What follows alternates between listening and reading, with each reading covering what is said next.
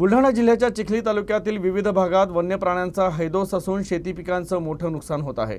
त्यामुळे वन विभागानं वन्य प्राण्यांचा बंदोबस्त करावा अशी मागणी करत शेतकऱ्यांनी आमरण उपोषण पुकारलं आहे। बुलढाणा जिल्ह्यातील चिखली तालुक्यातील किनी नाईक, हिवरा नाईक आणि धोत्रा नाईक या परिसरातील शेतकऱ्यांचं वन्य प्राण्यांपासून शेती पिकांचं मोठं नुकसान होत आहे।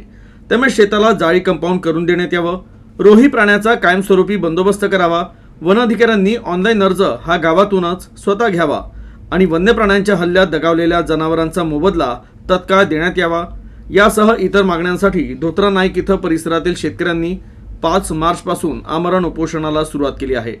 त्यापूर्वी शेतकऱ्यांनी वन विभागाला आपल्या मागण्यांचं निवेदन सादर केलं होतं, मात्र निवेदनाची दखल घेण्यात न आल्यानं 5 मार्च पासून उपोषणाला सुरुवात झाली।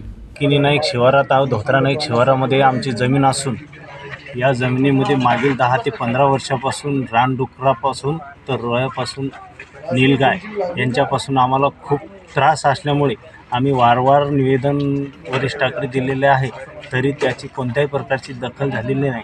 मागच्या महिन्यात सुद्धा आम्ही 30 तारखेला निवेदन दिलं आहे, आमरण उपोषणाचं निवेदन दिलं होतं।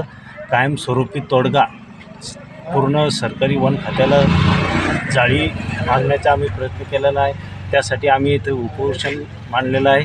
धोत्रा नाईक, किनी नाईक व हिवरा नाईक या ठिकाणचे सर्व ग्रामस्थ या इथं आमरण उपोषणासाठी आम्ही बसलेलो आहोत। तरी आम्हाला त्या प्राण्याच्या पासून नुकसान होऊ नये यासाठी आमच्या वन खात्याने पूर्ण त्यांच्या जमिनीला जाळीचं वॉल कंपाऊंड देण्यात यावे।